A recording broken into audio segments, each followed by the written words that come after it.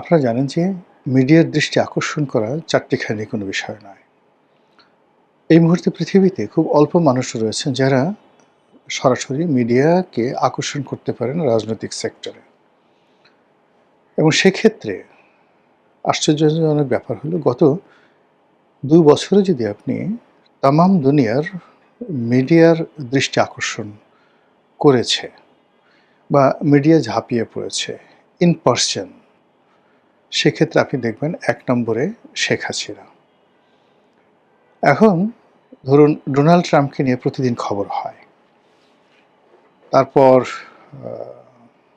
Saudi আরবকে নিয়ে খবর হচ্ছে। ইরানের পররাষ্ট্রমন্ত্রী নিয়ে খবর হয়, জেলেনস্কিকে নিয়ে খবর হয়। এর কারণ হলো যুদ্ধের কারণে তারা রাষ্ট্র ক্ষমতায় আছেন এবং বৈশ্বিক পরিস্থিতিতে তারা প্রতিদিন এমন কিছু কর্মকাণ্ড করেন বা এমন কোনো ঘটনা ঘটে যে বিশ্ব মিডিয়া মূলত সেই খবরগুলো প্রচারিত করে। কিন্তু যদি ধরেন ইন পারসন ডোনাল্ড ট্রাম্প যেভাবে তার পূর্বসূরি ধরুন ক্লিন্টন, হিলারি ক্লিন্টন, তারপর Joe Biden, George W Bush, আপনি গিয়ে দেখবেন যে এদের কারোর ব্যাপারেই মিডিয়ার কোনো রকম আগ্রহ নেই।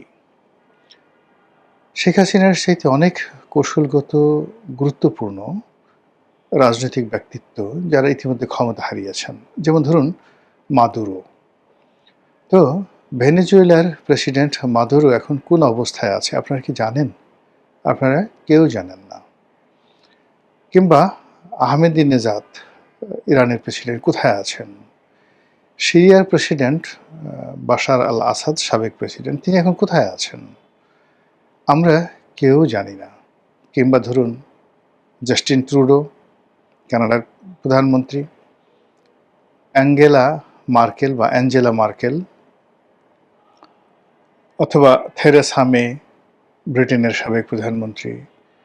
আপনি দেখবেন যে এদের কোনো রকম খবরাখবর, ব্যক্তিগত বিষয়, কোনো বিষয়ই আমাদের সামনে আসছে না। এমনকি ভারতে যদি আপনি সোনিয়া গান্ধীর কথা চিন্তা করেন, কংগ্রেসের সভাপতি, তার ব্যাপারেও কোনো খবর ভারতীয় পত্রপত্রিকা, আমাদের পত্রপত্রিকা বা বিশ্ব গণমাধ্যমে আসছে না।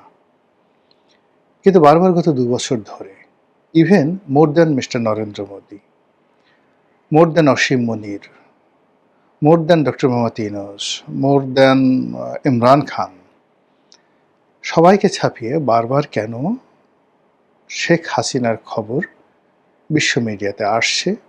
১। ২ নম্বর হলো বিশ্ব মিডিয়া কেন শেখ হাসিনার কাছে ছুটছে? একটা ইন্টারভিউর জন্য, কিংবা ধরুন সে তো আবার ইন্টারভিউ নয়, সেটা কেবলই মাত্র কখনো লিখিত প্রশ্নের বা ইমেল প্রশ্নের উত্তর দেন, কখনো ভয়েস মেসেজ দেন। এই জিনিসগুলোর জন্য কেন বিশ্বের একেবারে মানে যাকে বলা হয় এত বড় বড় মিডিয়া, সে ওয়াশিংটন পোস্টের মতো পত্রিকা, ইকোনমিস্টের মতো পত্রিকা, তারপরে আপনি ধরুন ব্লুমবার্গের মতো পত্রিকা, যেগুলোতে ২ কলমে একটা নিউজ ছাপানোর জন্য ২ কলম ছোট্ট ধরুন ১০০ ওয়ার্ড একটা খবর ছাপানোর জন্য বিশ্বের রাষ্ট্রপ্রধানরা, সরকার প্রধানরা পাগল হয়ে থাকেন। সেই পত্রিকাগুলো হাজার হাজার শব্দ সম্বলিত নিবন্ধ উপর্যুপরি কেন শেখ হাসিনাকে নিয়ে তারা প্রকাশ করছে। এখন এই বিশ্ব মিডিয়াগুলো কি বাংলাদেশের মিডিয়ার মতো বা ভারতের গদি মিডিয়ার মতো যে তারা সবসময় ক্ষমতার পদলেহন করে? যদি তাই হয় তাহলে শেখ হাসিনার তো এখন কোনো ক্ষমতা নেই। দ্বিতীয়ত হলো যে এই বিশ্ব মিডিয়াগুলো তারা কি টাকায় বিক্রি হয়? হ্যাঁ, ক্ষেত্র বিশেষে কখনো কখনো টাকা, বিজ্ঞাপন, প্রমোশন তারা কাজ করে, কিন্তু একটা সার্টেন লিমিট। সেগুলো 99% ক্ষেত্রে কমার্শিয়াল অ্যাসপেক্ট, তারপরে ভবিষ্যৎ যে রাজনৈতিক জনমত গঠন করার ব্যাপারে কখনো কখনো কোনো পত্রিকা পয়সা খেয়ে ইন্টেনশনালি একটা দেশের পট পরিবর্তনের জন্য মার্কিন ডিপ স্টেটের এজেন্ট হয়ে বা অন্য কোনোভাবে তারা এই ধরনের জনমত তৈরি করে। কিন্তু কোনো ব্যক্তিকে যিনি কিনা ক্ষমতাচ্যুত হয়েছেন, তাও আবার গণ অভ্যুত্থানের মাধ্যমে, তাও আবার দেশে বিদেশে চলে গেছেন। আচ্ছা চিন্তা করুন, শেখ হাসিনা ভার্সাস অং সান সু চি। অং সান সুচির পিতা, তিনিও মায়ানমারের যাকে বলা হয় জাতির পিতা, জেনারেল নে উইন। দ্বিতীয়ত অং সান সুচি ব্যক্তিগতভাবে অক্সফোর্ড অথবা ক্যামব্রিজ এখান থেকে তিনি পড়াশোনা করেছেন। শেখ হাসিনার চেয়ে তার সেই ক্যারিকেচার অনেক অনেক বেশি।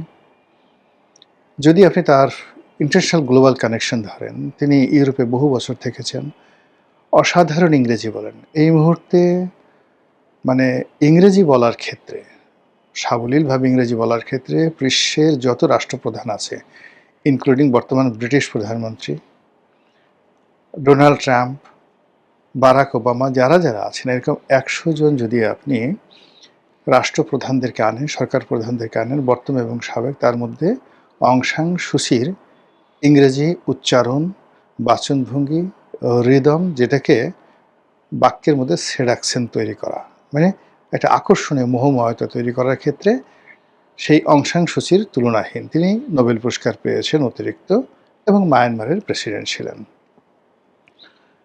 এখন সেই সুচি কোথায়? তাকে নিয়ে কেন গণমাধ্যম আলোচনা করছে না? সুচির পেছনে তো এখনো পর্যন্ত মার্কিন ডিপ স্টেট আছে। তাকে জেলখানা থেকে বের করা, তাকে ক্ষমতায় বসানো এবং তার জন্য প্রয়োজনে সৈন্য সমাবেশ করা, বাংলাদেশের ভিতর দিয়ে নিরাপদ করিডোর তৈরি করে সেখানে মায়ানমার সরকারকে হটিয়ে দেওয়ার সমস্ত প্ল্যান আমেরিকার আছে। কিন্তু সুচিকে নিয়ে কেন ওয়াশিংটন পোস্ট কোনো নিউজ করছে না?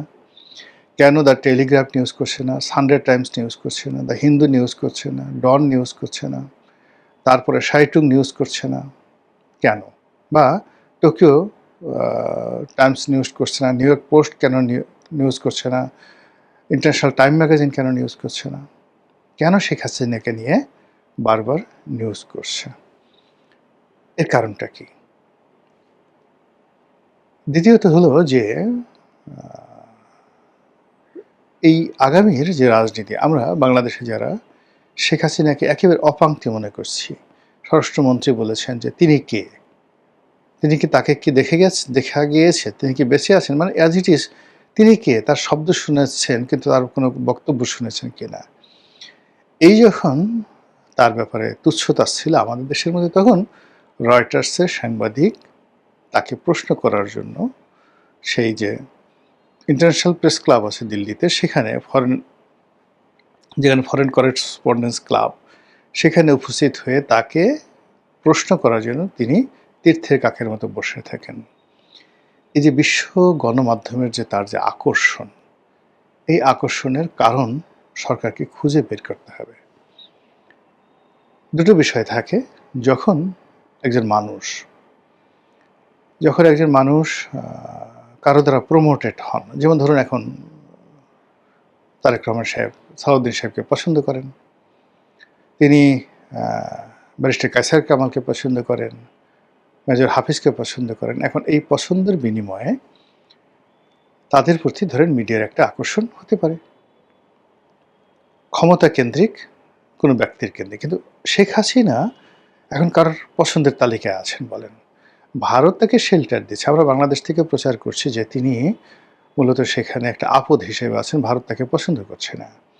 তো সেক্ষেত্রে যেখানে নরেন্দ্র মোদীর কোনো বক্তব্য, তার খবরাখবর পত্রপত্রিকাগুলো প্রকাশ করছে না, ইভেন ভারতের যে সকল নাকুচু পত্রিকাগুলো রয়েছে, যেমন ধরেন আনন্দবাজার, সাপ্তাহিক দেশ, তারপর ইলাস্ট্রেটেড উইকলি, যেগুলো খুব নাকুচু পত্রিকা ভারতের, দ্য হিন্দু, এ সকল পত্রিকা কিন্তু নরেন্দ্র মোদীর খবরই ছাপাচ্ছে না। সেখানে কেন বারবার সেই শেখ হাসিনার বক্তব্য ছাপা হচ্ছে?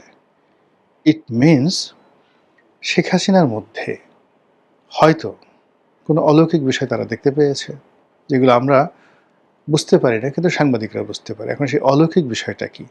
মানে তিনি কি আল্লাহর ওলি? তিনি কি গাউস কুতুব? Not like that.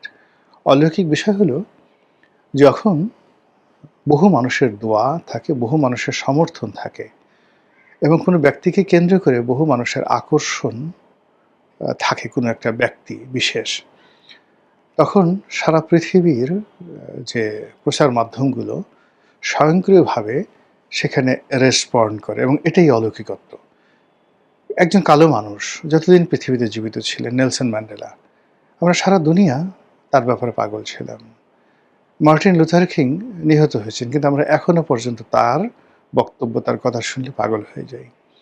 একজন মোহাম্মদ আলী ক্লে কত আগে ফাইটিং করেছেন, মারা গিয়েছেন, কিন্তু এখনো পর্যন্ত আপনার সামনে যে কোনো চলচ্চিত্রের স্ক্রিপ্ট থাকুক না কেন, কিন্তু মোহাম্মদ আলী ক্লের যখন কোনো ফাইটিং চলে আসে, মানুষ কিন্তু সেটাই দেখে। একজন মাইকেল জ্যাকসন, এখনো পর্যন্ত তার কোনো ক্লিপ, এমনকি তার কোনো কপি, তার কোনো লুক এলাইক যদি আসে, আমরা সাথে সাথে দেখি। তো সেই ক্ষেত্রে শেখ হাসিনাকে নিয়ে এই যে বিশ্ব গণমাধ্যমের যে আকর্ষণ, আমার দৃষ্টিতে এর মধ্যে কোনো অর্থনৈতিক বিনিয়োগ নেই, এর মধ্যে কোনো রকম যাকে বলে লবিং গ্রুপ নেই, এর মধ্যে কোনো রকম ইনফ্লুয়েন্স নেই। এখানে যে স্বতঃস্ফূর্ততা রয়েছে, সেই স্বতঃস্ফূর্ততার প্রথম কারণ হলো বহু সংখ্যক মানুষের ডিজায়ার, স্বপ্ন, কল্পনা, ভালোবাসা হয়তো শেখ হাসিনার মধ্যে আছে। এই গেল এক। ২ নম্বরে আগামীর যে রাজনীতির সমীকরণ বাংলাদেশে, সেই রাজনীতির সমীকরণে কোনো অবস্থাতেই বিশ্ব media without Awami League, without Sheikh Hasina কোনো বিকল্প তারা দেখতে পাচ্ছে না।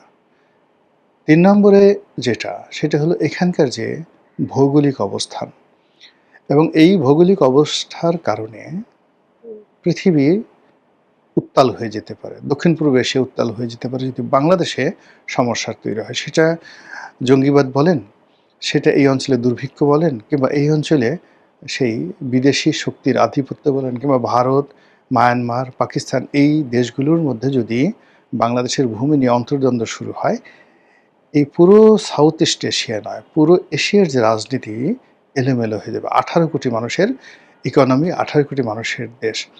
তো কাজেই সেই ধরনের একটি পরিবেশ পরিস্থিতি থেকে একটি দেশকে, একটি অঞ্চলকে রক্ষা করার জন্য বিশ্ব গণমাধ্যমের যে একটা দায়বদ্ধতা, সেই দায়বদ্ধতার জায়গা থেকে তারা তাদের যে প্রজ্ঞা, তাদের যে পাওয়ার অফ জার্নালিজম, তারা সেখানে বুঝতে পেরেছে যে আওয়ামী লীগ এবং শেখ হাসিনা এর কোনো বিকল্প নাই। সে কারণে কি হচ্ছে, বারবার ঘুরে ফিরে দিল্লি, শেখ হাসিনা, আওয়ামী লীগ, এটি বিশ্ব মিডিয়ার প্রাসঙ্গিক হয়ে যাচ্ছে বিশ্ব মিডিয়ায়। আমার কাছে তাই মনে হচ্ছে। মহান আল্লাহ আমাদের সবাইকে হেদায়েত দান করুন।